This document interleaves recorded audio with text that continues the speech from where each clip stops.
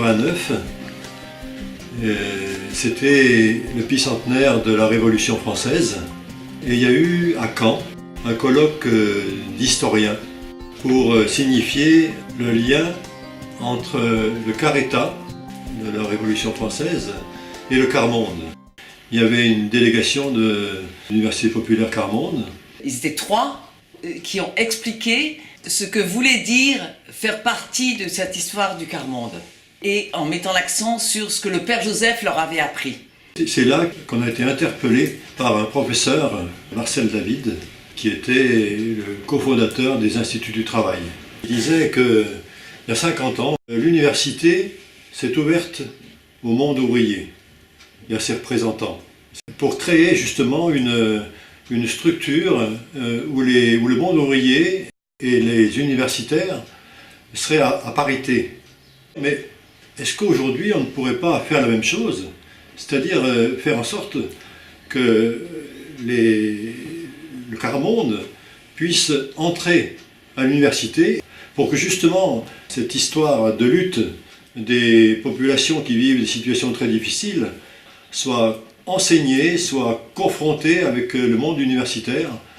On a cherché comment on pouvait monter un programme expérimental où il y aurait justement ces trois types de savoirs identifiés par le père Joseph Brzezinski, à la fois le savoir des universitaires, le savoir de l'action et le savoir d'expérience des personnes en situation de pauvreté. À chercher deux universités qui pourraient copiloter avec le mouvement TD Quart-Monde ce programme. On a fait appel à des militants participants aux universités populaires. On va mener une recherche, un projet un peu fou avec des chercheurs universitaires. Ils ne vont pas vous questionner sur votre vie, mais vous allez mener une recherche ensemble. La plupart avaient très peu d'années d'école derrière eux. Donc il y a eu 5 thèmes de recherche, un thème sur l'histoire, sur la famille, les savoirs, le travail, les savoir-faire et sur la citoyenneté.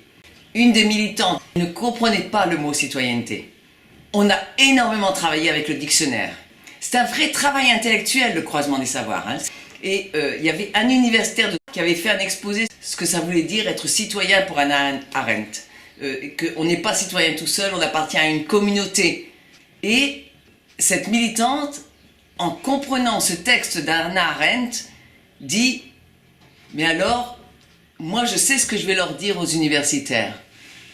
Je vais leur dire que pour nous, quelquefois, c'est la prison qui est une communauté. » Il y a un des universitaires qui a dit « Non, mais ça, il faut évacuer cette pensée. » Et heureusement que le collègue qui était chargé de faire travailler les universitaires ensemble, qui était un universitaire lui-même, a dit « Non, attends, essayons de comprendre ensemble. » J'avais la compétence de faire travailler les militants, mais je n'avais aucune compétence pour faire travailler, réfléchir les universitaires. Je n'ai pas leurs références. Et c'était obligatoirement un autre universitaire qui pouvait les faire travailler. Et c'était pareil pour les professionnels. Ce croisement à égalité des savoirs donnait lieu à de nouvelles connaissances. Ce programme quart-monde universitaire a été donc validé par un conseil scientifique. Donc il y a eu un livre qui a été coécrit par les différents acteurs. Et ce livre a été présenté à la Sorbonne. Après ce programme, on se disait, mais cette connaissance, cette recherche doit aussi impliquer l'action. On a fait un nouveau montage avec cette fois-ci des personnes en situation de pauvreté, donc des militants quart-monde, et puis tout un certain nombre de professionnels qui étaient mandatés par leur institution, des travailleurs sociaux, des enseignants, des juristes, des gens de la formation professionnelle, de la petite enfance, de la santé, du logement.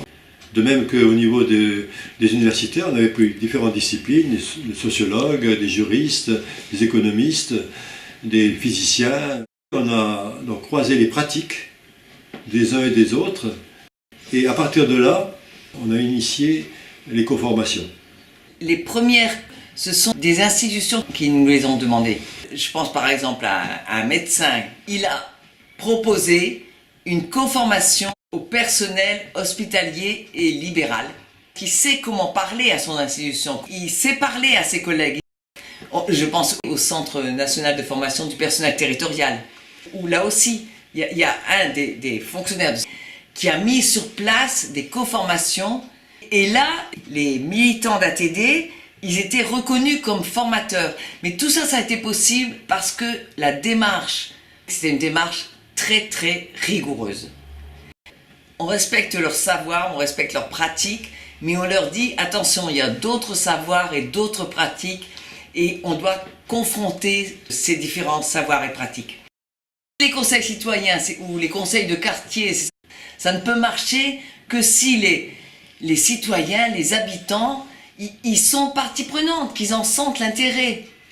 Ils sont co-chercheurs, co-formateurs, co-acteurs, mais ils apportent chacun des compétences diverses. Toutes ces actions de co-formation, de recherche, d'action, a constitué un réseau où des universitaires peuvent s'impliquer, des professionnels et puis tout un réseau de militants associatifs. Et c'est comme ça qu'on a abouti au colloque du CNRS et qui a vraiment validé l'aspect scientifique de la recherche participative en croisement des savoirs avec des personnes en situation de pauvreté.